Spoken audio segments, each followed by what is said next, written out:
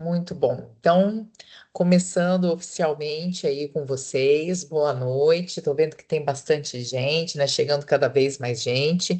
Eu sou a professora Leila, eu sou responsável por essa disciplina, né, de gestão ambiental. Sejam todos bem-vindos. Eu que vou estar com vocês aqui na noite de hoje, fazendo uma revisão para a prova. Fala para vocês o seguinte: são 8 unidades. Então, assim, o que que vai acontecer? Eu vou passar para alguns pontos principais, alguns pontos de atenção, nem por isso são pontos assim, isso aí vai cair na prova. Não necessariamente, porque a gente vai dar uma visão geral de cada unidade, tá certo? Então, assim, e até falando, dando algumas dicas, né? Se eu tenho dicas para fornecer para vocês para a prova, é o seguinte: leiam. Né? Leiam não só as UAS, mas também as questões.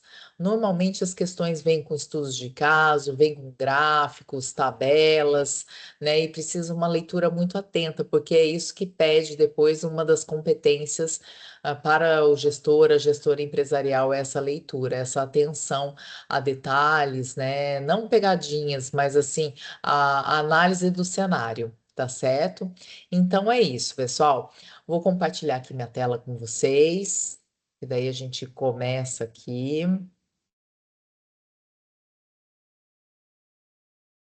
Eu acredito que vocês estejam vendo a minha tela já. É o seguinte, gente, vocês podem colocar as questões, todas as dúvidas que vocês tiverem aí no chat, tá bem?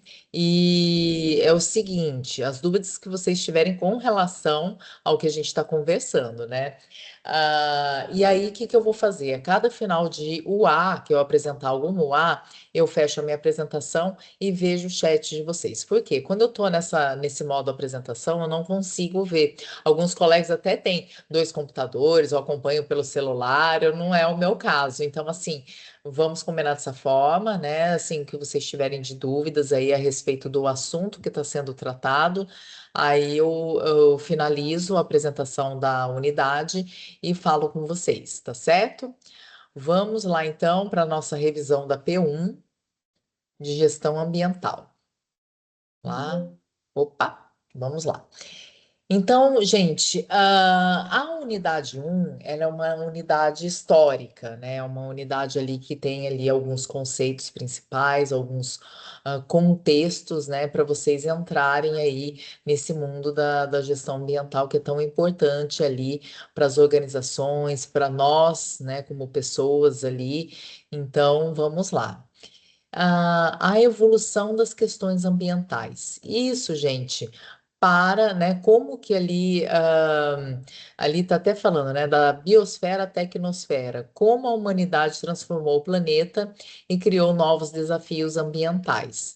Então, conforme aí foi passando, vocês lá no primeiro período, vocês lá no primeiro semestre, vocês estudaram a disciplina de administração, certamente viram ali Revolução Industrial e tudo mais, e conforme a gente vai crescendo ali, né, na parte das indústrias e tudo mais, a poluição vai aumentando, né? A partir ali primeiro do carvão, depois entra o petróleo e outras demandas que a gente vai falar ali mais para frente. Então começou ali uma discussão em 1968, chamado Clube de Roma, né, que era a fundação do grupo que alertou sobre os limites do crescimento desenfreado aí da civilização, enfim, do mundo aí dos negócios, do capitalismo. Então, assim, começou com esse grupo preocupado lá no final da década de 60, tá certo? Então, depois lá em 72, já, se a gente vê assim, alguns anos depois que a coisa foi estruturando e tudo mais, teve ali um encontro em Estocolmo, né, que foi a primeira conferência da Organização das Nações Unidas, a ONU, sobre o meio ambiente. Então, aí a gente já começa. Hoje em dia a gente tem ali tantos encontros e tudo mais. Inclusive, vocês acabaram de ver no fórum de vocês, né, justamente ali o encontro, né, a COP 30 ali, que teve os encontros dos chefes de estados e o que que vai acontecer e tudo mais. Vocês tiveram aí nesse último fórum o fórum avaliativo, né, para discutirem, tá? Mas antes disso, muito antes disso, em 72, nesse encontro de Estocolmo, já a ONU passou a participar. né? E passou a ser uma discussão mais acertada, mais estruturada a respeito dessas questões e passar a colocar alguns limites, né, de poluição, não só limites, como também a questão ali como é que eu posso falar? Dos compromissos dos estados, né, assim, dos países para a poluição. Então, alguns limites, algumas metas de despoluição e assim vai. Depois, em 87, no relatório de Brundtland, ele foi ali o conceito de desenvolvimento sustentável definido. Então, o que seria desenvolvimento sustentável, né? Aquele desenvolvimento, né, que você tem, né, que é colocado ali para os países se desenvolverem, para as empresas se desenvolverem, só que haja uma sustentabilidade, ou seja, que possa se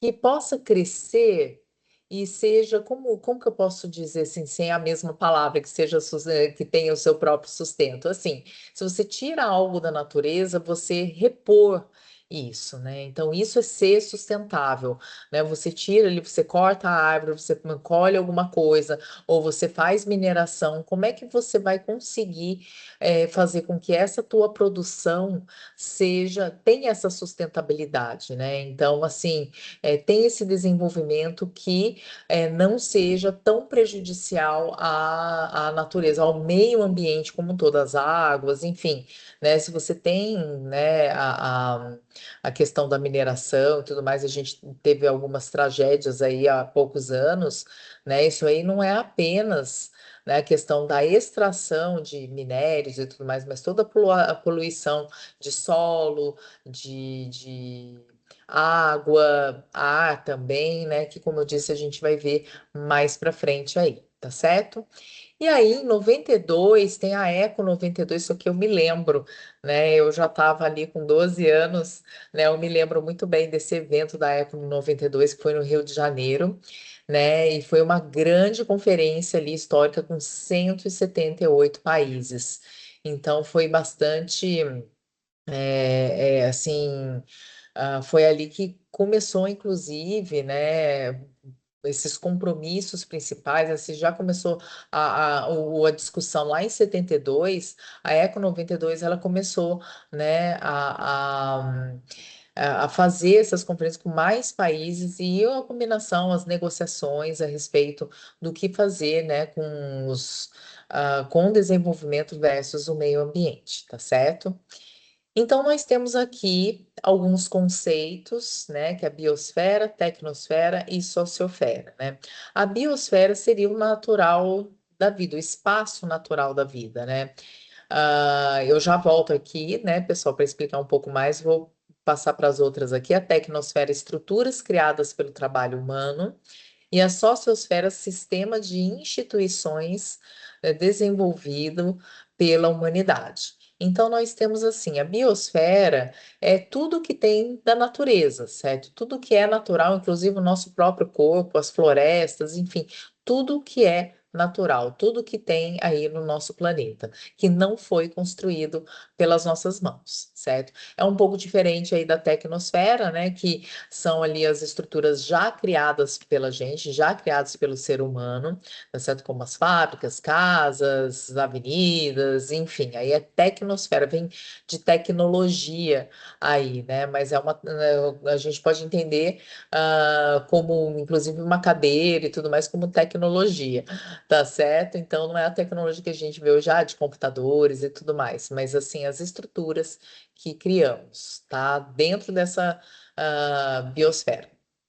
E sociosfera é o sistema de instituições desenvolvido pela humanidade. Então, você tem complexos, algo mais complexo, né, como empresas, né, como instituições, né, então, uma sociedade, países, estados, enfim, que acaba fazendo parte aí dessa biosfera. E às vezes não, muitas vezes modifica, né? Tanto a tecnosfera como a sociosfera, ela acaba modificando Isso, certo, a biosfera.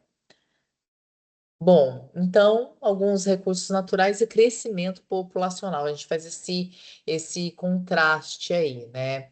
Então, a população mundial em 2006 bilhões, né? Esses dados aqui, gente, que eu estou apresentando para vocês, são aqueles que estão na UA1, tá certo, pessoal? Então, pode ter alguns dados, assim, defasados, digamos assim, é que eu peguei literalmente o que tem na unidade um, tá certo? Então, nós tínhamos essa população mundial em 2000, né? Um crescimento de 2 bilhões e meio em 1950. Você sabe que, só um parênteses, né? Essa história desse crescimento tão grande nisso, é que foi o seguinte, foi o pós-guerra, né? O pós-guerra.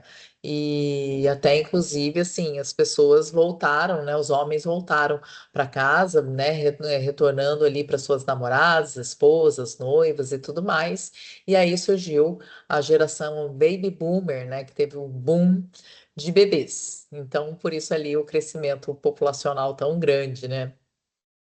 Então, 25% de consumo excedente, a humanidade já supera a capacidade de recuperação dos recursos. Então, o tamanho da nossa humanidade já está superando ali aquilo que a gente pode recuperar de recursos. Não é aquilo que a gente pode produzir, mas que a gente pode recuperar. Então, não está sendo, a produção não está sendo sustentável. Comida tem para todo mundo. A questão é como que a gente vai ser sustentável, porque uma coisa é ter floresta, outra coisa é ter plantação de arroz, né? É bem diferente. Então, como que a gente pode fazer esse equilíbrio, tá certo? Não tirar comida dos outros, mas assim, como que pode ser mais sustentável tudo isso, certo? 9,2 bi, né? Projeção para 2050, né? De população, né? Que foi prevista pela ONU. E aí, como é que a gente vai fazer? É verdade? Então, nós temos ali, né, finalizando a unidade um, nós temos a questão ali, o conceito ali de recursos renováveis, recursos não renováveis e emissão de poluentes, como a gente estava falando já na primeira parte, né? Então, os renováveis, esses recursos renováveis, lá, a taxa de uso não deve ceder à regeneração natural. É isso que eu acabei de falar para vocês. Então, assim, ah, esses recursos, eles não vão se renovar, assim, totalmente se forem mais utilizados do que eles podem se recuperar. Se não tiver um desenvolvimento sustentável, ou seja, que se sustente, né? Então vai acabar esse recurso. Agora, os não renováveis, ela desenvolver de substitutos renováveis sustentáveis.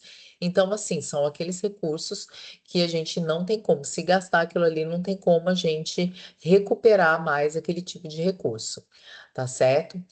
E a emissão de poluentes é não exceder a capacidade assimilativa do ambiente. Então, se eu emito ali o gás carbônico e tudo mais, tem que ser num limite que a atmosfera ela possa se recuperar, né? Igual recursos renováveis. Eu vou desmatar ali para fazer alguma coisa, para fazer pasto e tudo mais, e aí? Né? Uma árvore ela cresce de novo, mas há quanto tempo isso, né? Agora, os recursos não renováveis ali é complicado, porque assim, será que existem renováveis, esses recursos renováveis para compensar tudo isso? Então vamos lá, gente. Desenvolvimento sustentável, então, que a gente estava falando, é aquele que atende às necessidades do presente, sem comprometer a possibilidade das gerações futuras de satisfazerem suas próprias necessidades, ou seja, ele se renova, tá certo? Eu estava tanto querendo encontrar palavras ali que não usasse sustentável, né? Mas tá aí, né? Esse aí é um clássico ali de 1987, se a gente voltar aqui, ó. Peraí. Olha lá, 87 foi justamente quando surgiu esse relatório, né, de Brundtland e o conceito de desenvolvimento sustentável definido. Olha lá, o relatório, o próprio relatório ali no evento, né? Então, colocou aí pela primeira vez o conceito de desenvolvimento sustentável. Bom, vou parar aqui conforme prometido, deixa eu voltar aqui para vocês. Deixa eu ver se tem alguma questão. Por enquanto, não, estão todos ali. Eu espero que não tenham desmaiado, tá certo? A gente só está na unidade 1. Tá bem, gente? Então, vou dar continuidade, já que não tem perguntas aqui. Vocês podem escrever aí no chat, tá bom? Perguntas, comentários, experiências, tá bem? Isso aí tudo é válido aí para nossa conversa, tá? Vou compartilhar novamente, então. Vamos lá.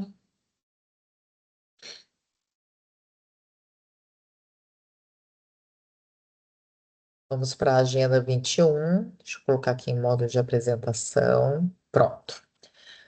A Agenda 21, nós estamos agora na Agenda 30, né? Mas a Agenda 21 que teve uma programação de ação mais enfática, né? Ela que deu ali inspiração para a Agenda 30, que tem se comentado agora, né? Que depois teve a COP 30 também, enfim, que é um marco ali de 2030, tem os Objetivos de Desenvolvimento Sustentável, né? Então, teve ali a Rio 92, foi lá na Rio 92, na Eco 92, que na conferência da ONU surgiu aí a Agenda 21. Então, reunindo ali 35 mil pessoas e 106 chefes de governo, né? Depois tinham mais chefes de Estado ali. O que que aconteceu? Ali foi feita uma agenda, né, que ter sido cumprida em 2021, certo? Esse documento possuía 40 capítulos, que era um programa abrangente, como está dizendo aí, né? Abrangente para o desenvolvimento sustentável global, certo? E esses 40 capítulos que depois serviram de base para o evento da Agenda 30, tá? A participação, então, envolveu o poder público, o setor privado e a sociedade civil. Então, esses documentos de gestão ambiental, já que é meio ambiente, ele não é feito apenas por uma esfera. Que nem a gente fala ali de chefes de governo, mas tinham 35 mil pessoas ali. Então, certamente, dentre essas pessoas, tinham representantes do setor privado também e da sociedade como um todo, né? Que estava ali para assistir as conferências, para debater, né? Eram apresentados os temas e até que saiu aí o documento, né? Foram tratadas, então, quatro dimensões principais que a gente pode ver aqui: sociais e econômicas, certo? Então, o meio ambiente ele tem que ver muito isso, né? É uma troca, na verdade. Conservação de recursos naturais, tá? Porque depois a gente vou voltar no contexto, no conceito de sustentabilidade. Eu vou usar de uma forma responsável que depois as gerações futuras também possam utilizar. Eu não vou gastar tudo, tá certo? Ah, fortalecimento de grupos sociais, ok? E meios de implementação. Como que você vai implementar tudo isso? E esse fortalecimento de grupos sociais são aqueles grupos ali que, inclusive como que eu posso dizer, de pequenos produtores, enfim, pequenas comunidades ali, ou médias comunidades que fazem, né, produzem o que precisam, né, para sua subsistência ou para outras, né, para venda também, e tudo mais, mas fortalecer esses grupos, tá certo? De forma verdadeira mesmo, certo? E quais são esses meios, quais vão ser os meios para implementar essas dimensões, tá? Então, foi muito além do meio ambiente, né? Então, abordou a geração de emprego, redução de desigualdades, mudanças nos padrões de consumo e novos modelos de gestão. Então, olha, para 2021 foi previsto isso. Né, que assim, como que eu vou gerar emprego de maneira responsável, tá certo? Se eu falo de meio ambiente, eu falo também de geração de emprego, eu falo de precarização, eu falo de. Agora a gente está falando muito de uberização, né? Então, assim, tem um dos objetivos da Agenda 30 agora, né? Que não é mais 21, da Agenda 30 que fala do trabalho decente. Né, o trabalho decente que trata de forma justa ali a geração de emprego, né, e renda, tá? Redução de desigualdades, vamos equilibrar. né? A gente tem isso aí, tá bem, muito discutido em todos os âmbitos, né? Principalmente no âmbito ali social, político, né? Da questão mesmo de reduzir essas desigualdades, né? Pessoas com muito e pessoas com tão pouco. Tá certo? E vocês podem ter certeza, assim, que se juntar ali as 10 pessoas mais ricas do mundo, né, e distribuísse, né, alguma, né, parte da sua renda para... eles reúnem, muitas vezes, o tanto de dinheiro que eles reúnem, muitas vezes, é maior que PIB de muito país. Por aí. Então, assim, é uma coisa, e aí você vê, né, o outro lado, que são da maioria das pessoas, né, na questão de fome, de desnutrição e outras coisas. Então, essa Agenda 21, ela já colocou esse propósito, esses objetivos que são tão difíceis de conseguir, né, e vai além, como está dizendo aqui, além do meio ambiente, né. Mudança nos padrões de consumo, então, assim, surgiu até começou o que a gente vê, né, a economia circular, né, ao invés de você consumir mais coisas, você de repente fazer com que aquele produto que você não quer mais, de repente fazer circular ali, né, a questão mesmo da reciclagem, a questão inclusive, né, se a gente pegar a área da moda, por exemplo, os brechós, enfim. Estou dando alguns exemplos simples aqui, né, que vão além do meio ambiente e, ao mesmo tempo, auxiliar muito o meio ambiente, né, da gente ter um padrão de consumo mais responsável, tá? E novos modelos de gestão também, para que a gestão, isso aí entra vocês, tá certo? Como que vai ser essa gestão muito mais consciente e responsável. Então, da global ao local, né? O que a gente fala-se muito, né, de globalização, depois começou a se tratar muito de localização, tá? Em 2000, essa agenda 21 falava muito disso, e é interessante que ela foi feita, né? Ela foi tratada, em 1992 e nem se pensava, por exemplo, numa pandemia, tá certo? Não se pensava nisso, em que as pessoas voltaram para si mesmas, né? Os seus locais, né? Passaram a valorizar mais a sua localização, onde você está, ao mesmo tempo que abriu também várias possibilidades para fora, né?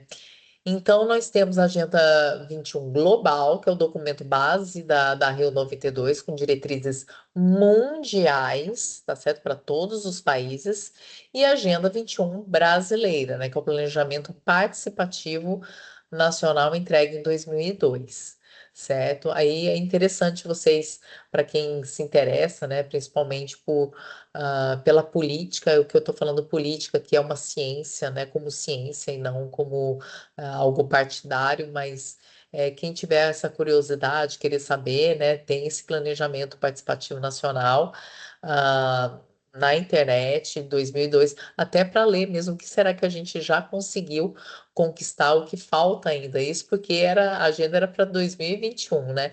E não é porque é questão brasileira, não. Todos os países tiveram suas agendas, né? E será que eles conseguiram atingir? Dificilmente, né? Então, assim, a Agenda 21 local, então, fórum territorial com planos de ação de curto, médio e longo prazo. Que daí vai entrar algumas populações, alguns grupos bastante importantes. Isso discutido, gente, novamente, lá em 1992. Eu acredito, não sei, que deve ter gente aqui que estava nascendo nessa época. Hoje, ou era muito pequeno, como eu disse, eu tinha 12 anos já na época, né? Estava pré-adolescente, mas ou alguns aqui não tinham nem nascido, não é verdade? Então, assim, e já se falava do quê? Das populações indígenas, da questão das mulheres, da juventude e das organizações não governamentais, tá certo? Já se falava sobre isso, já deu ali 30 anos, né? Em 92, aí já deu o quê?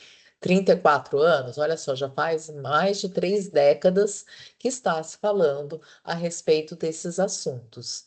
né? E pelo jeito ainda falta muita coisa, como a gente sabe, né, para caminhar. Então, na questão das populações indígenas, reconhecimento de valores, conhecimentos tradicionais e práticas, práticas de manejo sustentável, ou seja, conhecer um pouco mais disso e o que que a gente pode trazer. Né, dessa valorização dessa cultura tradicional, dos povos tradicionais, né, povos que foram os primeiros aqui a chegar, tá certo? A questão das mulheres, a participação ativa nas decisões políticas e econômicas para desenvolvimento equitativo. Que a equidade, gente, é bem diferente da igualdade, né? A igualdade você tem assim a mesma distribuição para todos, então tratar todos como iguais, e o desenvolvimento equitativo é tratar iguais como iguais e diferentes como diferentes. Então, homens e mulheres são diferentes, então precisam de políticas diferentes também. E isso, dessa forma, olhar para cada ser humano de maneira diferente é uma forma de desenvolvimento de olhar equitativo, tá certo? Juventude, o papel ativo na proteção ambiental e desenvolvimento econômico e social. Gerar essa consciência na juventude, né? Então, assim, já que eu tinha 12 anos naquela época, eu peguei um pouco disso, né? Da questão da conscientização e tudo, mas eu peguei uma série de disciplinas ainda, né, na escola que despertavam para essas discussões, coisa que não tem. Mas não se sabe aonde se perdeu ali, né? Isso tudo, aliás, você sabe, sim, tem como saber, tá certo? Mas não é a nossa conversa de hoje. Então, a questão das ONGs, organizações não governamentais, a gente tem ali as parcerias essenciais da formulação à implementação de políticas, são elas que ajudam ali em como fazer, né, tudo isso, em como fazer e colocar em prática toda essa agenda aí que foi estruturada. Bom, vou voltar aqui para vocês para ver se tem algum comentário. Acho que estão todos desmaiados ali. Não sei, acho que o chat está aberto, né, para vocês. Então, vamos continuar. Se tiverem alguma dúvida e tudo mais, né, vocês podem colocar por aqui, tá bem? Compartilhar aqui novamente.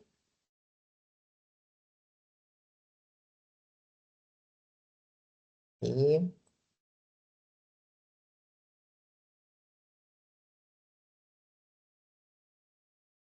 vou tomar um gole d'água. Vamos lá, gente. Para a unidade 3, né, recursos hídricos na gestão ambiental, começa a ficar mais especializado ali a nossa conversa, tá certo? Então, nós temos a água como recurso essencial à vida e à economia, tá certo? Isso aí, se a gente vai falar de recurso hídrico, né? Então, as características desse recurso, a questão da escassez, certo? Que seja geográfica, temporal e qualitativa, tá certo? Geográfica é em locais que se faltam água mesmo, normal, sertão e tudo mais. Se é temporal, né?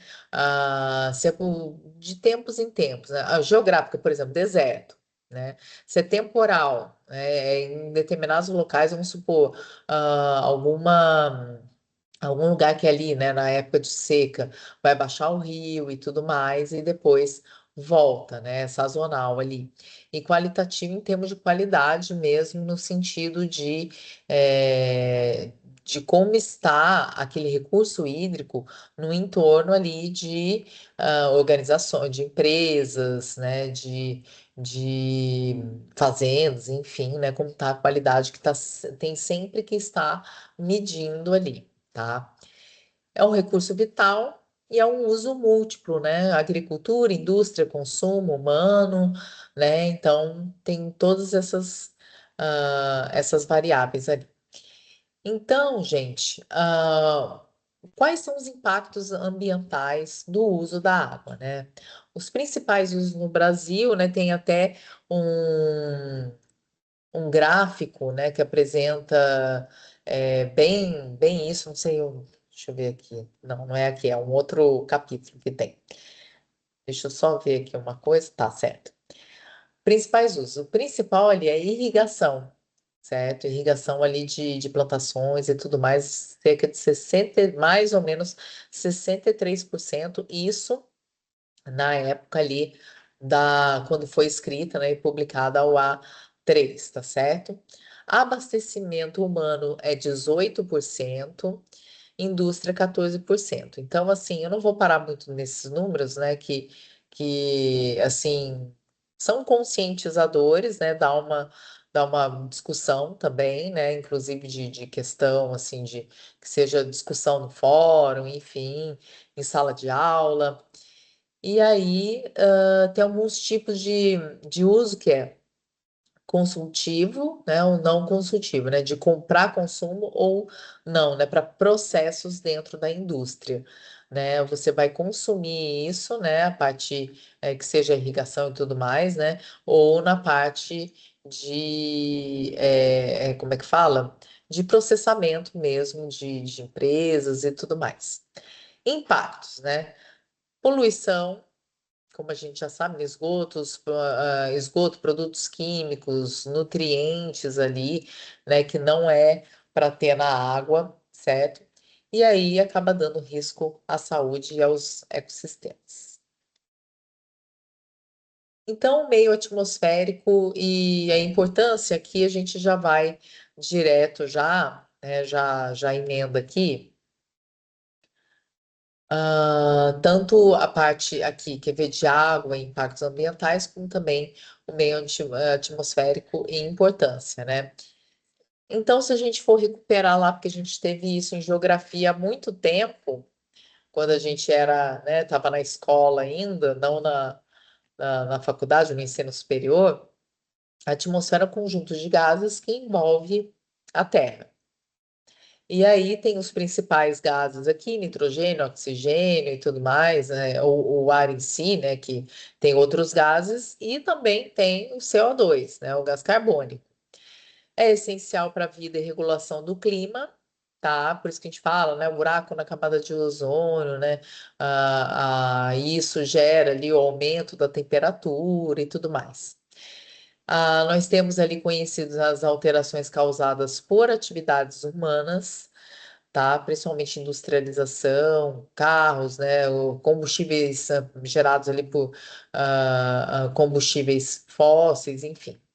Em relação direta com a gestão ambiental empresarial, né? Que são assim, está entre os maiores poluentes. Entre, gente, não digo que é o mais poluente, mas está entre os mais poluentes, tá certo?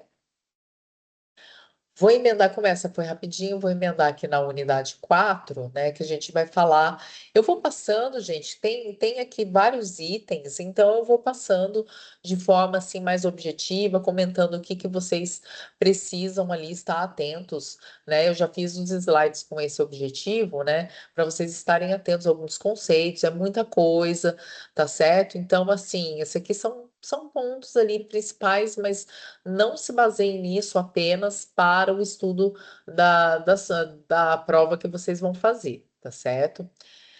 Mesmo porque a prova são 5 questões, né? Então ela pode cair qualquer coisa, pode misturar o AS, enfim, e é muito importante ter essa visão do todo, essa leitura aí do material, tá bom?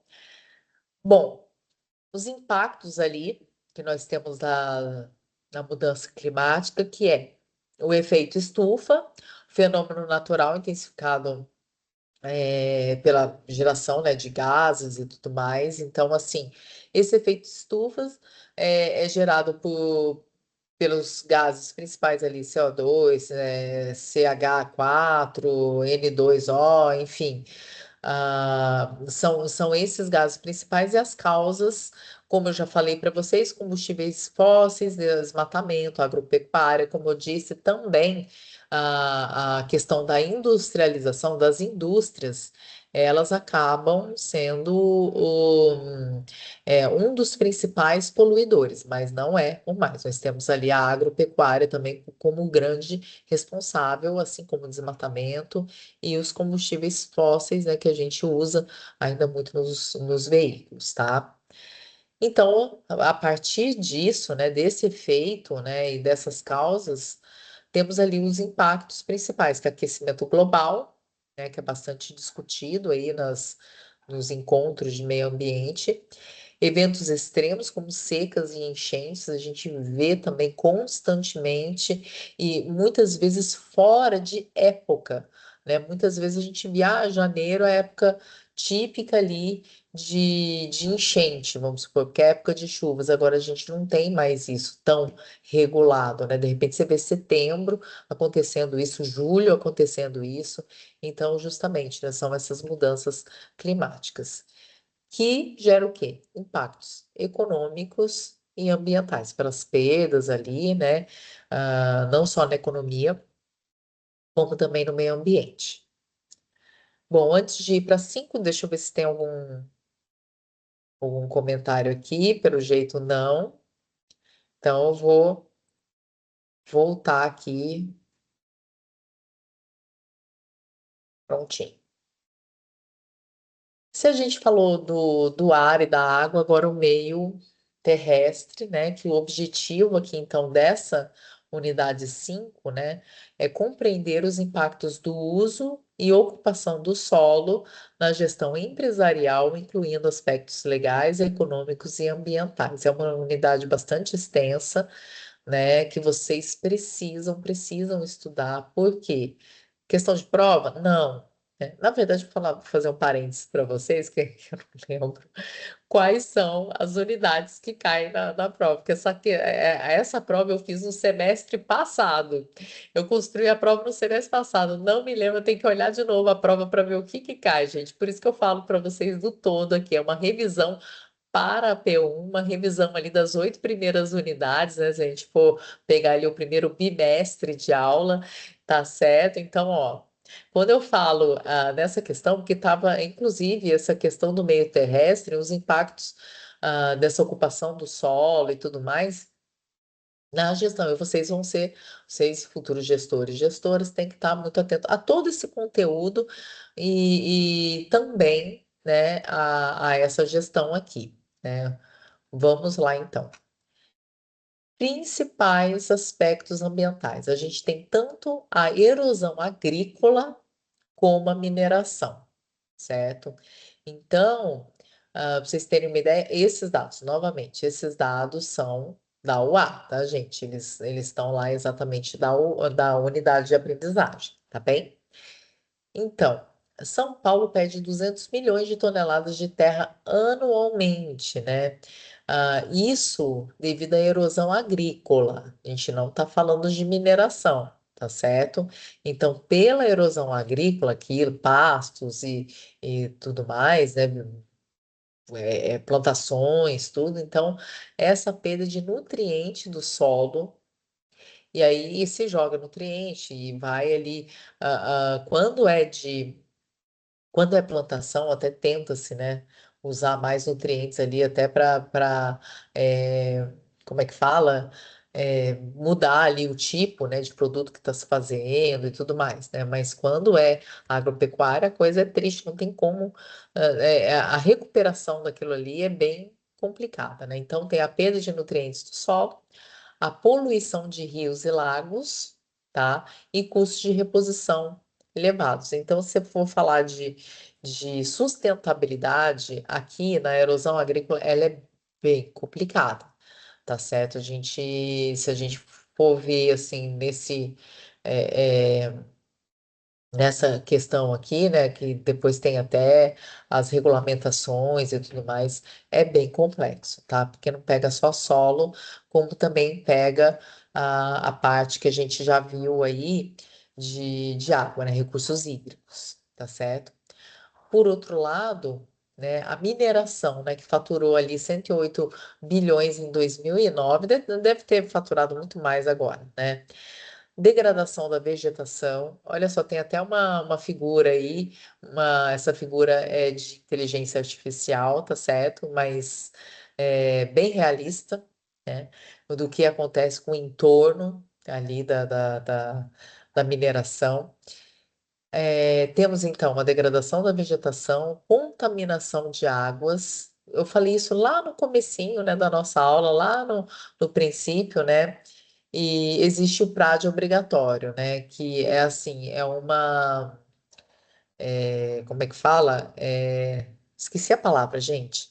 É como se fosse uma certificação, né, obrigatória para poder explorar aquele local, uma permissão, pronto, uma permissão para a exploração daquele local, de maneira ali, como que vai, né, assim, se fazer até a recuperação daqueles locais, né? Complicado.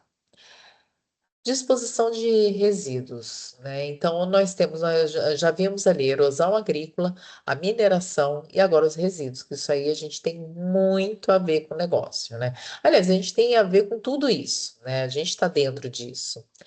E a responsabilidade nossa como gestão empresarial, então, até dobra, porque a gente vai estar à frente, participando ali de alguma organização. Então, o Brasil aí gere-se tanto aí de toneladas de lixo diariamente, né? 228.413. Esse número está diferente agora, né? Por que que eu estou passando? Porque são exatamente os números ali da UA, tá certo, gente? E que vão ser baseados nas avaliações e tudo mais, tá bem? Então, é uma revisão de conteúdo, tá? Então, nós temos ali, né, na disposição os lixões, né, contaminação do solo e da água, áreas contaminadas, é, e acabam sendo, e principalmente, né, postos de combustível, 79% dessa disposição de resíduos, né, que não é só a questão do lixo, né, são os outros locais ali que acabam contribuindo para isso. Então, tem algumas legislações principais aqui, tá? É importante conhecer essa legislação. No entanto, é importante também, assim, saber que tem e ir atrás, principalmente como é que fala? Das atualizações, das emendas e tudo mais, está sempre para a organização ali, está sempre correta nesse sentido, tá bom? Programas de conservação, né? Tem o PNMH, que é das microbacias hidrográficas, o licenciamento ambiental obrigatório, como eu já estava falando para vocês anteriormente, a fiscalização da CETESB, né? E recuperação de áreas degradadas. Esse é o mais. Como é que se recupera uma área como essa aí, né? Como é que é feito isso? Depois que acaba tudo, como é que é feito?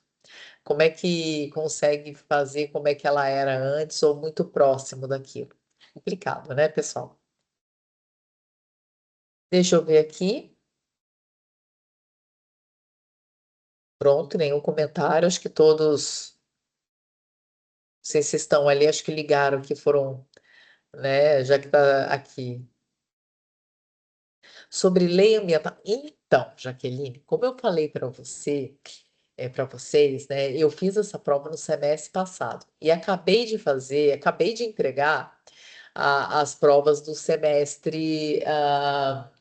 Do semestre que vem. Então, eu estou com as questões mais ou menos na minha cabeça do semestre que vem, não desse. Mas o que que eu posso falar para vocês de estilo de prova meu? Até que ah, não posso falar dos outros colegas, o que eu falo é do meu estilo.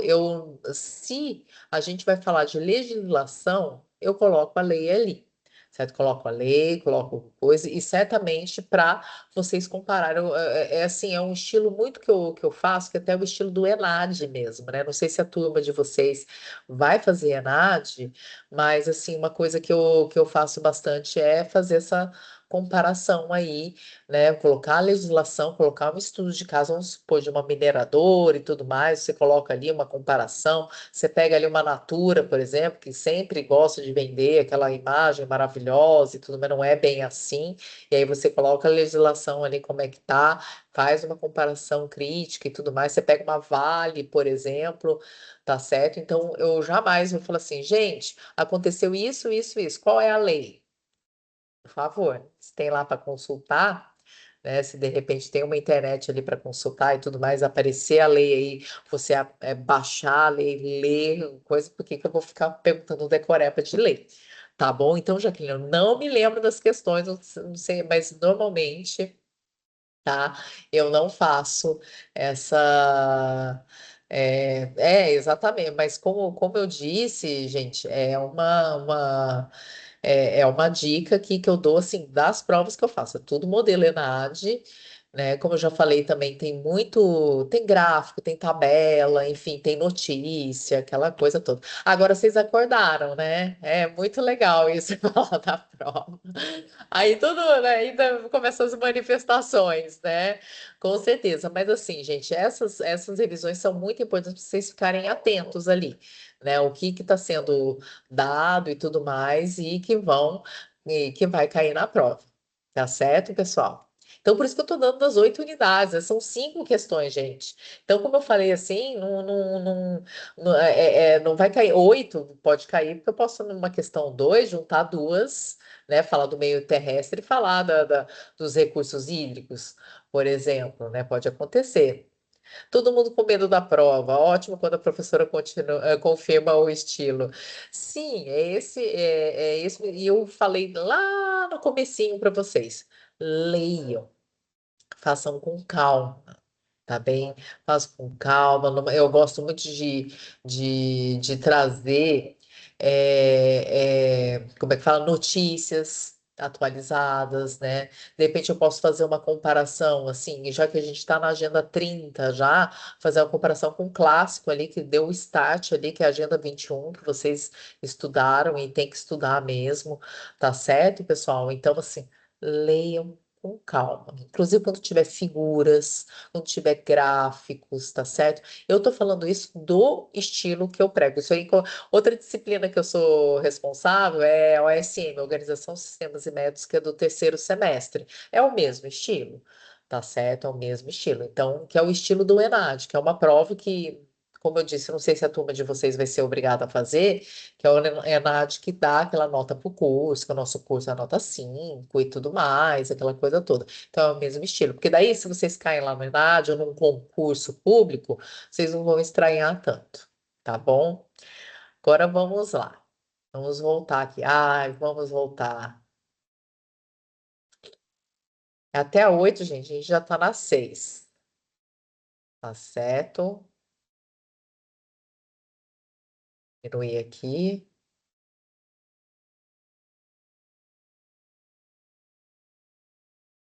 Pronto. Ali, os resíduos sólidos, né, conceitos e classificação. Nós temos uma definição da NBR 10.004, né, que os resíduos de origem industrial, doméstica, hospitalar, etc. Então, assim, nós temos essas definições. Essa NBR, ela vai ali, o que é o resíduo de origem industrial, o que é doméstica, hospitalar, as diferenças e tudo mais. Então, é bom, lá na UA6 tem isso. Tá certo, pessoal? Lá na UA6 tem todas essas definições. Ah, esses resíduos sólidos, eles tanto pode ser sólidos, semissólidos, líquidos, gases confinados, tá certo? Então, nós temos toda essa classificação ali que não é apenas terra, né? Semissólido, líquido, gases, os gases confinados também são considerados resíduos sólidos, tá?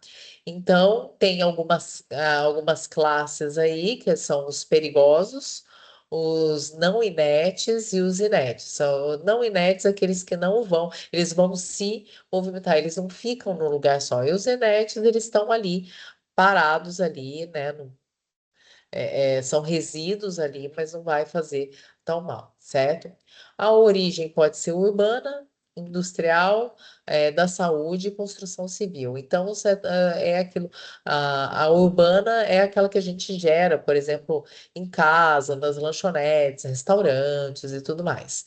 Resíduos, sólidos industriais são aqueles ali que as organizações, que as empresas, elas descartam, por exemplo, sucata, tá certo? A questão da saúde, a saúde é complicado, os hospitais, clínicas e tudo, mas tem até uma sacola diferente, que é uma sacola branca, né? Tem toda uma indicação ali, porque são resíduos sólidos que têm contaminação, tá certo? E a construção civil, né? Os tijolos, as areias, tudo que sobra ali de construção, tá bem? Bom, há um problema, gente, crescente devido ao consumo e crescimento populacional. Então, assim, quanto mais cresce a população, mais cresce os resíduos aí sólidos, certo? Então, nós temos mais ou menos 50 milhões de toneladas ano, né? Então, assim, para onde vai isso? Né? Não é todo mundo que recicla, não é todo mundo que usa isso para compostagem e tudo mais. Então, temos, logicamente, os impactos ambientais, sociais e econômicos, tá bem?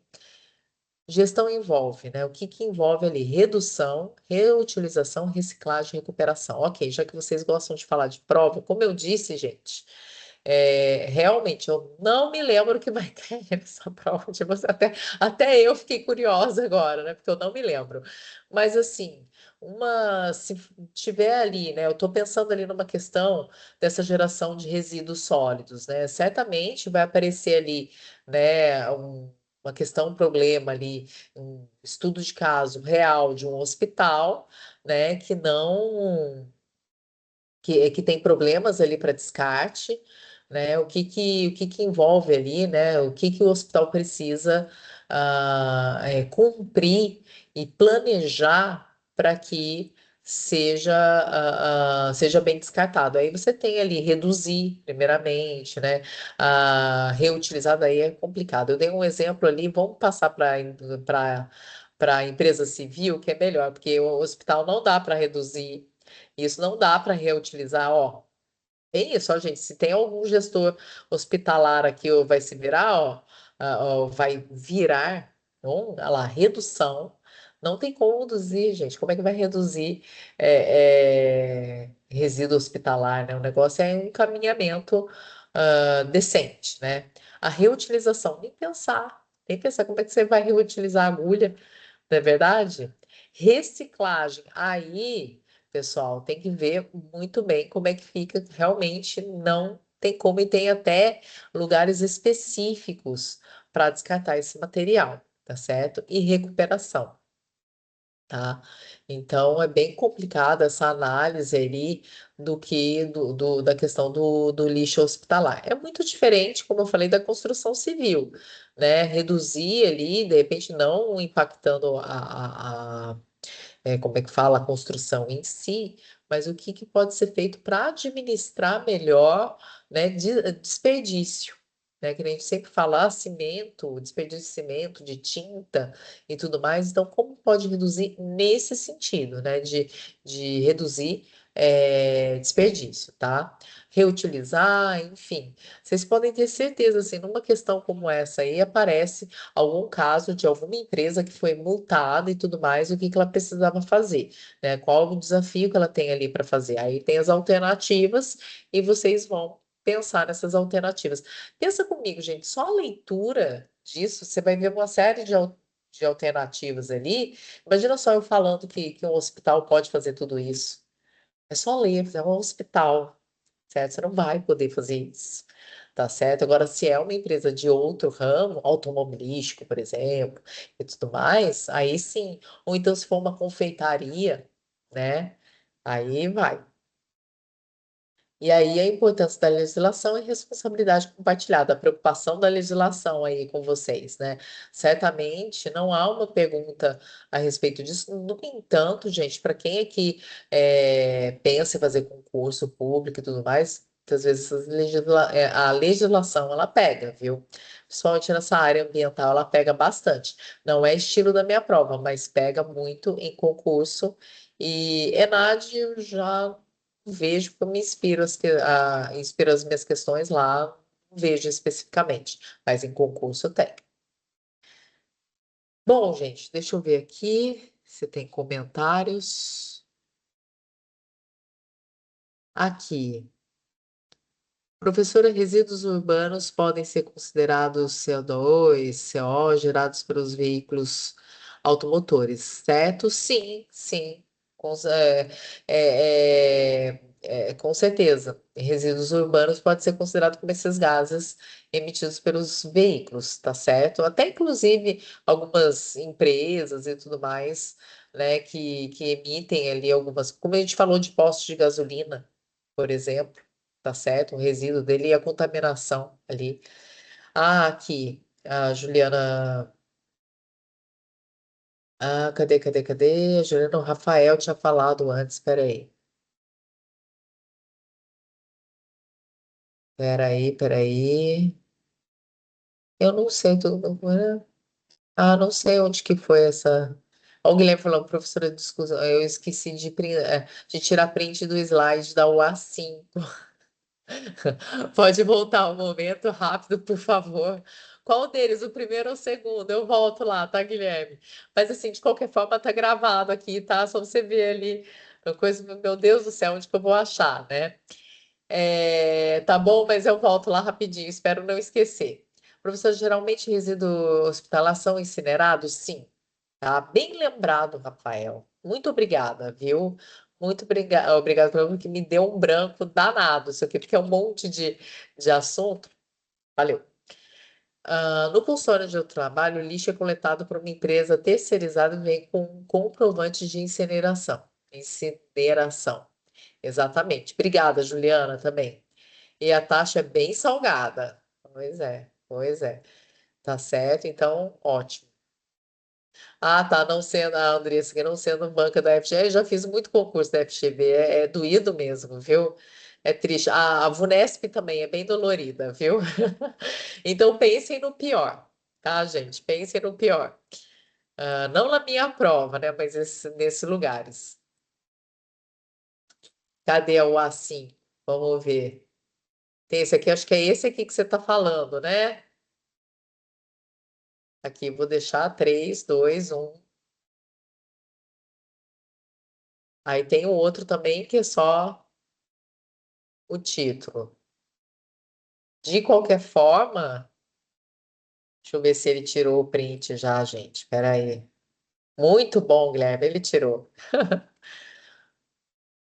Ah lá, a linha, né? Pode cair algo de fórmulas para calcular a energia e emissão. Não, vai cair não. Sabe por quê? Vocês vão usar isso, quando vocês precisarem usar isso, vocês vão ter a fórmula na mão. E a disciplina de gestão ambiental, esse não é o objetivo. A gente pode voltar lá no ementa e tudo mais, com o objetivo da gestão ambiental. Vocês precisam saber disso. Saber que existe, entender para que existem essas fórmulas e tudo mais.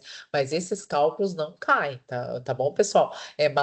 São mais a disciplina de gestão ambiental, ela é mais reflexiva, tá certo? É pensar qual que é o papel de vocês como futuros gestores empresariais para isso, tá? Deixa eu parar de compartilhar.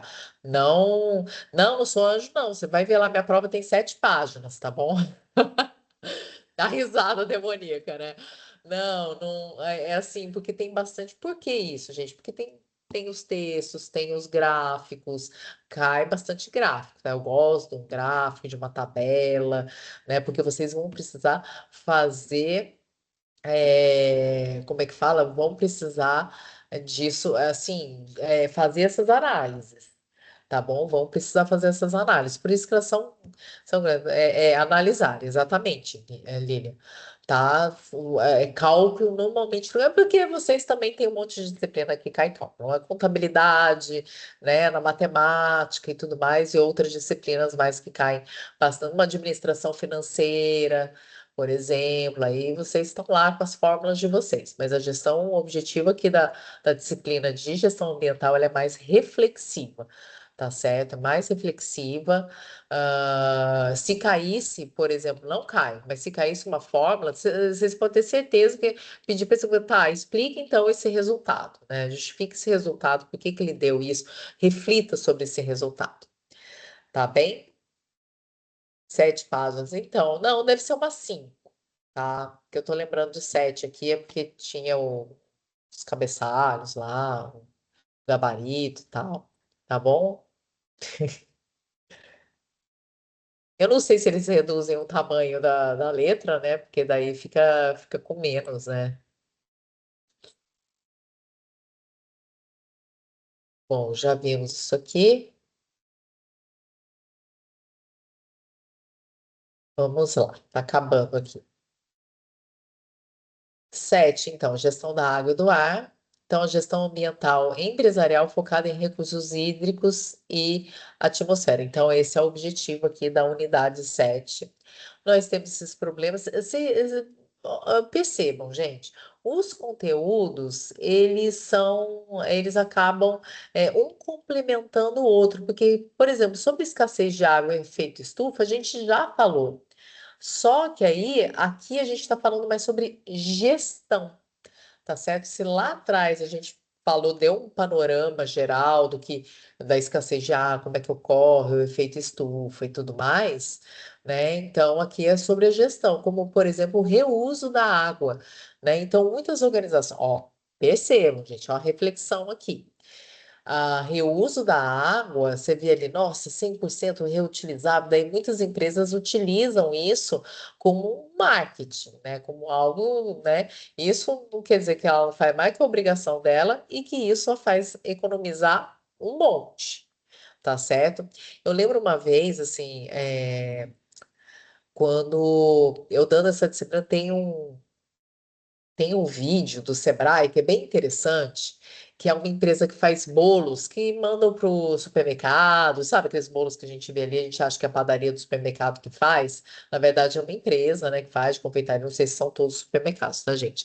Mas dessa empresa de confeitaria específica, eles estavam falando a respeito do desperdício de água e quanto que eles economizaram tanto com a reutilização, primeiro, não reuso, mas assim, a, por exemplo, eles não tinham o costume de primeiro deixar as formas, que são untadas, que tem gordura e tudo mais, primeiro na água quente, um tanque com água quente, e depois só ensaboar e enxaguar. Assim, um tanque com água quente, com um pouco de sabão ali, detergente e tudo mais, para ela ficar de molho, tá ali paradinha naquele piscinão ali, depois tira aquilo, dá uma coisa e já tá muito melhor do que ficar lá esfregando, esfregando, esfregando, a gente sabe, né? Porque a gente tem isso em casa, quem tem a possibilidade ali de ter, como é que fala, água quente em casa sabe como é que é. E que eles economizaram tanto que puderam investir em outras máquinas, né, hidráulicas, por exemplo, para produzir ainda mais, né, bolos.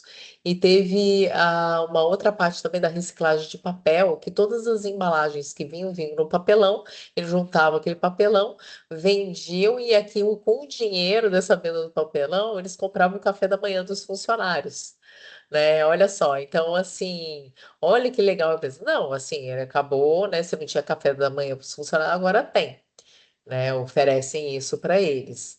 Então é bem por aí, gente. Eles passaram a gastar menos dinheiro com água, puderam investir muito mais e teve essa questão do reuso, né? Assim, do menor gasto que deu menos contas para eles pagar, né? Ah lá, neutralização de carbono também com outros exemplos mais específicos aí, e integra aspectos ambientais, econômicos e legais, como eu falei para vocês, né? A questão de neutralização de carbono também é outra coisa. A empresa faz isso, ela passa a emitir menos, ela vai estar o quê? Dentro dos aspectos legais, inclusive, não só ambientais, econômicos e legais. A gente sempre tem esses três aí. Bom, o reuso da água ele traz ali um uso racional e eficiente dos recursos hídricos. Eu dei o exemplo aí para vocês, da confeitaria. Pode ser aplicado em atividades industriais, urbanas e agrícolas.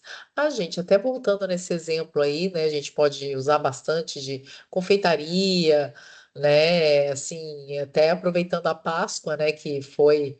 Já, deixa eu só tomar um gole de água. Então, gente, o que que acontece aqui, né? A questão de. Eu já fiz ovo de Páscoa, não para vender, internamente mesmo, só para família, porque a coisa estava muito cara. Tá caro ainda, então se eu quisesse presentear mais pessoas, antes eu presenteava mais pessoas. Então, eu aprendi a fazer ovo de Páscoa e assim, gente, para tirar aquela gordura, né? Então, assim, haja água.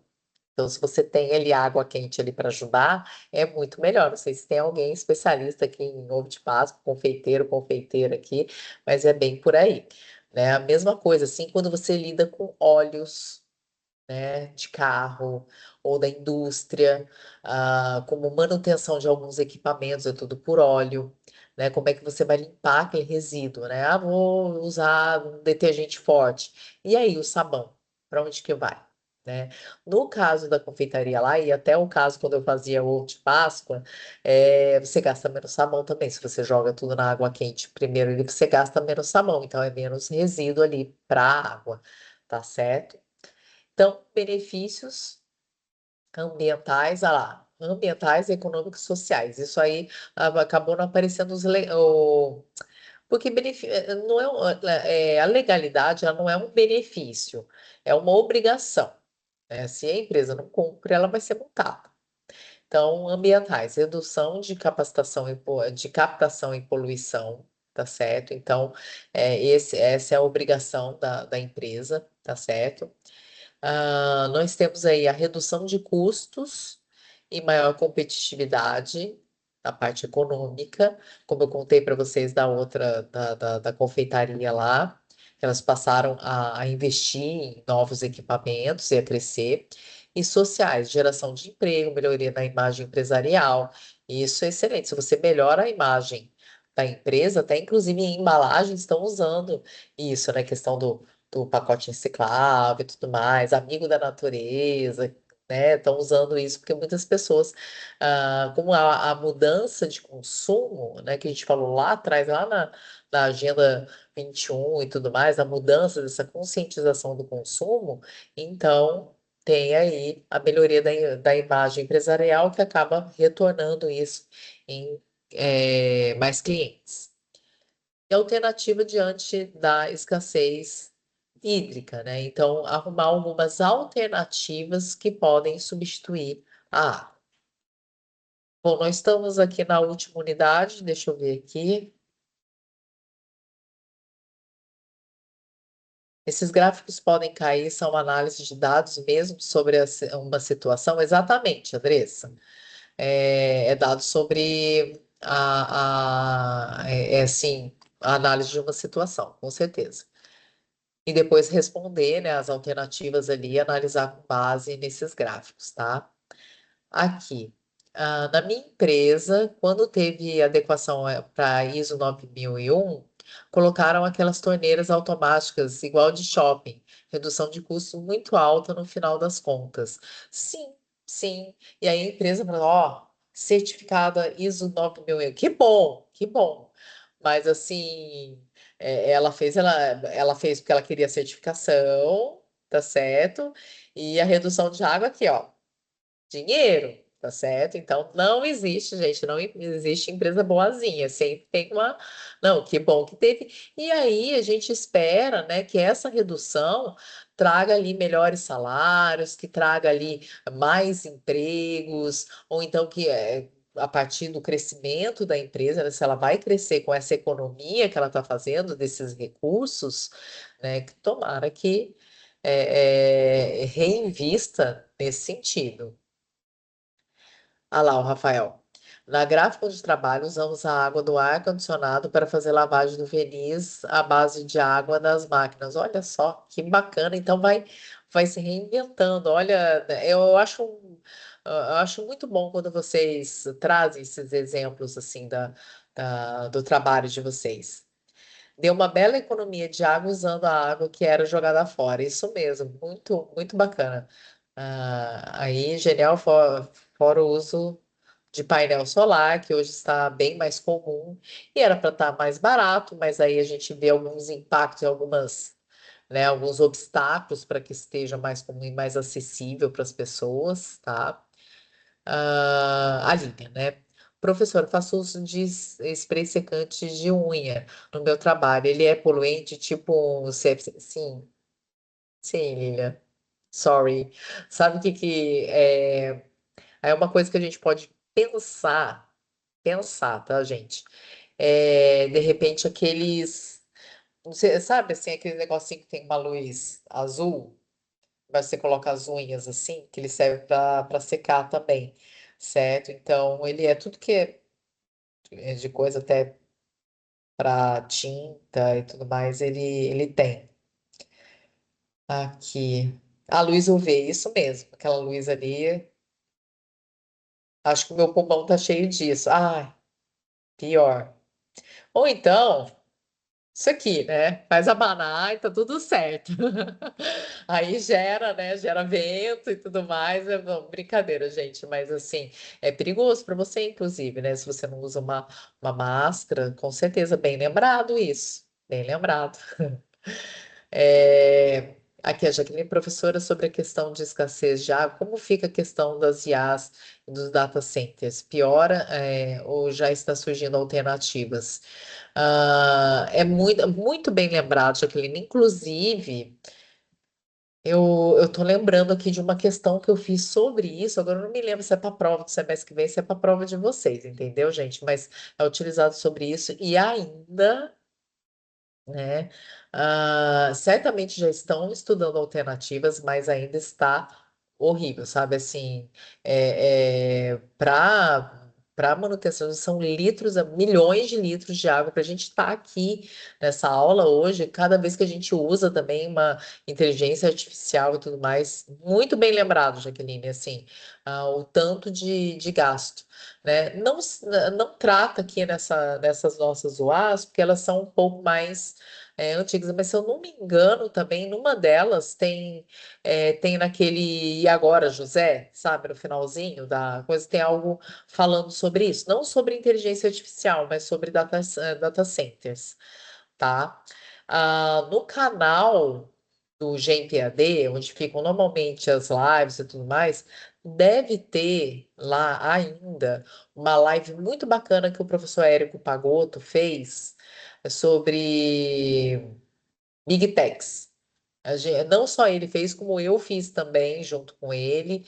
A professora Maria Fernanda, tinha a professora, acho que Ana Maria também, e ele falou justamente dessa questão desses gastos e tudo mais com água. A minha foi outra porque eu estava como representante da OSM, não, da Organização Sistemas e Métodos, e não da gestão ambiental. Mas foi bem interessante. Caçem lá, Big Techs, de repente vocês achem lá a live dele, tá certo? Mas, Lilian, cuidado com isso aí, viu? Realmente é, pode, assim, isso aí é prejudicial para você, sim, tá certo? Então, Jaqueline, tá cheio desses vídeos, dessas lives lá, são bem legais lá no canal do GEMP, tá certo? Bom, gente, finalizando aqui é a unidade 8.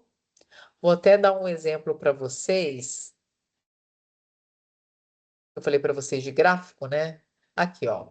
Isso aqui é um gráfico típico, né? Que eu utilizo nas minhas avaliações, certo? Para depois pensar, né? Como é que é a questão do desafio global, enfim, né? Bem, esses dados aqui, depois para analisar, certo? Então, tem número sim, tá, pessoal? Não cai fórmula para calcular, mas tem número, tá? Porcentagem, tudo mais, para tudo, como eu disse, para fazer essas análises. Bom, a questão da energia, que é fundamental para o mundo moderno e a economia global, sabe disso. E compreender as suas fontes, impactos ambientais, implicações organizacionais é essencial para gestores que buscam sustentabilidade e eficiência. Olha só, eu gosto muito eu sei que eu falo sempre de empresa, indústria, tudo, mas é muito bacana vocês trazerem os exemplos de vocês, como por exemplo o laboratório, o spray da unha e tudo mais, que essa é a realidade, entendeu? Que nem eu trouxe aqui que eu fazia ovo de Páscoa, né? Novamente, não para vender, né? Mas para as pessoas. Né? Hoje eu cansei de fazer ovo de Páscoa porque eu ficava com uma dor na perna terrível de ficar de pé, passando aqueles pincéis. Aí eu passei a comprar só dois ovos, só um para o meu filho, outro para minha sobrinha, tá tudo certo. Mas, assim, é muito legal vocês trazerem isso. Toda vez que tiver essas lives, né, independente da disciplina, tragam esses exemplos de vocês, né? Eu vou ser redundante aqui, do particular de vocês, né? Porque a gente passa a dar exemplos mais reais também para vocês, tá certo? Bom, o objetivo aqui da unidade foi compreender o conceito de energia e suas implicações nas organizações consumidoras, tá? Esse foi o objetivo da UA 8. As competências que vocês desenvolveram foi diferenciar, né, distinguir os diferentes tipos de fontes de energia e adequar às suas utilizações, tá certo? E também para vocês identificarem e analisarem os diferentes tipos de uso de energia, respeitando o meio ambiente. Então, nós temos ali tanto as fontes não renováveis como as renováveis, né? As não renováveis, que é petróleo. Então, quando as não renováveis, gente, são aquelas ali, a gente gastou, acabou, acabou, acabou. Não tem como recuperar, certo? E as renováveis são aquelas que a gente consegue recuperar e tem aí como se estivesse para sempre, tá certo? Então, petróleo, que é a principal fonte de energia atualmente. A gente vê o que está acontecendo. Vocês podem ter sido não na prova de vocês, porque não estava acontecendo essa guerra, mas na prova atual tem isso. Ah, vai falar para o pessoal, né? Só que vocês não sabem se é a prova atual, se é a P1, a P1 sub, né? Que tem o pessoal que faz prova no sábado, o pessoal que não consegue no sábado faz segunda, né? O que que é? Mas com certeza tem algo relacionado à guerra, e aqui a fonte de energia para refletir, né, o tamanho disso e por que está acontecendo isso. Então, a gestão ambiental está bem por aí mesmo, que nem eu vou voltar aqui para vocês, ó. Identificar aqui, ó, distinguir diferentes tipos de fontes de energia e adequar suas utilizações.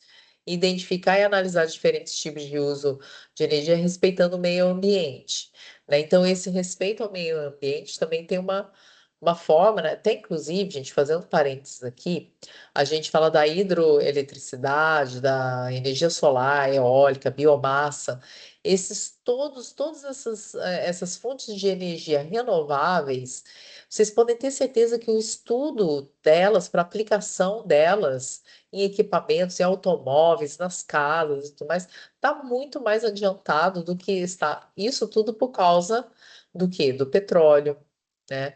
Do gás natural, carvão mineral, da energia nuclear e principalmente petróleo, gente. Se não tem mais carros elétricos aqui, ou por biomassa, como o etanol, por exemplo, vocês podem ter certeza que o impacto, né, o freio ali está no petróleo. Tá certo, pessoal? Então, o gás natural é mais limpo que o petróleo, o carvão mineral é bastante, porém, como é que fala? Ele é finito, tá? É diferente da lenha, né? Do carvão vegetal, porque daí você recupera, você planta e tudo mais. E nuclear, né? Não emite gases estufa, mas gera lixo radioativo sem tratamento adequado, né? Tá aí Chernobyl para não deixar a gente mentir, tá certo?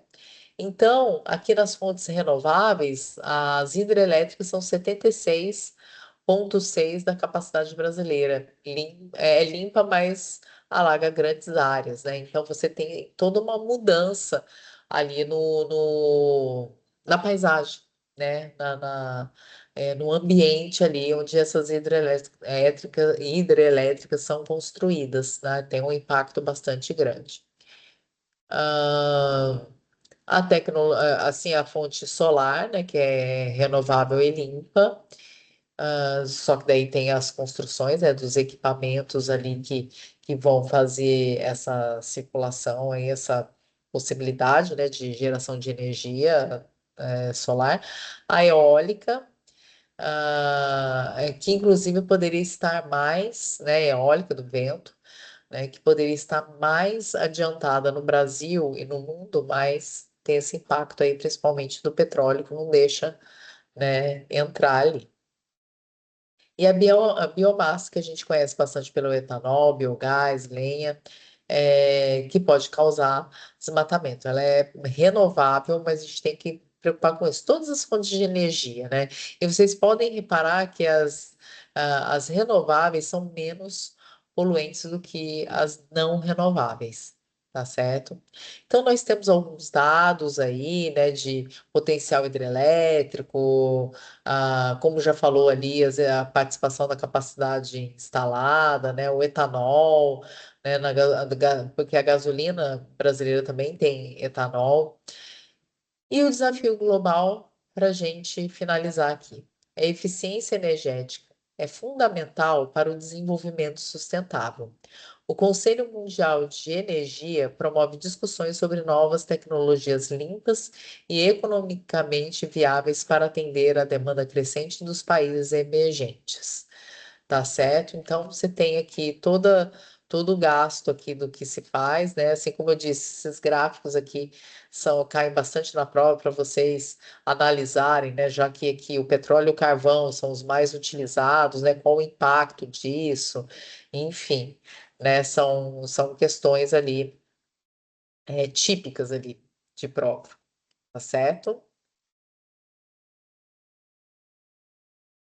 É isso, pessoal. Deixa eu ver aqui. Acho que não teve mais comentários. Ah, deixa eu ver aqui. Tem uma série muito boa. Acidente no série 137. Ah, em Goiânia. Eu tava tentando lembrar. Eu lembrava de Goiânia, mas eu não lembrava do Césio. Então, não falei, só falei Chernobyl assim, porque era o que eu lembrava, né, assim, exatamente. Tiveram que enterrar o lixo radioativo de uma forma que não poluísse os lençóis freáticos. É muito bom mesmo esse documentário, muito bacana.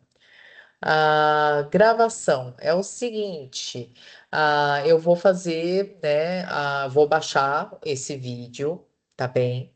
Esse vídeo eu subo para o YouTube, tá? Que é gerado um link que depois os mediadores online de vocês, eles postam ou no fórum de dúvidas ou então no mural de avisos. Eu peço sempre para eles postarem no mural de avisos, tá? Se não aparecer entre hoje e amanhã, tá? Então vocês perguntem lá, porque hoje que eu vou passar para eles, tá certo? Então, às vezes alguns já estão conectados, ainda estão conectados, outros não, tá? Mas eu vou passar isso para eles lá, tá certo? Então, vocês fiquem tranquilos que vai um link do YouTube para vocês, fica mais fácil para vocês acessarem, tá certo? É isso, gente. Ah, temos aqui, ó, tivemos bastante gente mesmo assistindo. Obrigada aí pela participação de vocês. Façam isso nas outras lives, tá certo? Tragam, como eu falei, tragam a experiência de vocês, as dúvidas de vocês. É importante, pessoal, não sei se vocês vão ter mais lives aí durante a semana, mas estudem, deem uma lida antes, porque daí vocês vêm com dúvidas mais específicas, e vocês aproveitam melhor a revisão. Tá certo? Vai uma dica, mais uma dica para vocês. Obrigada, pessoal aí. Vocês também foram ótimos ali, tá certo? Então, vou encerrar aqui a gravação.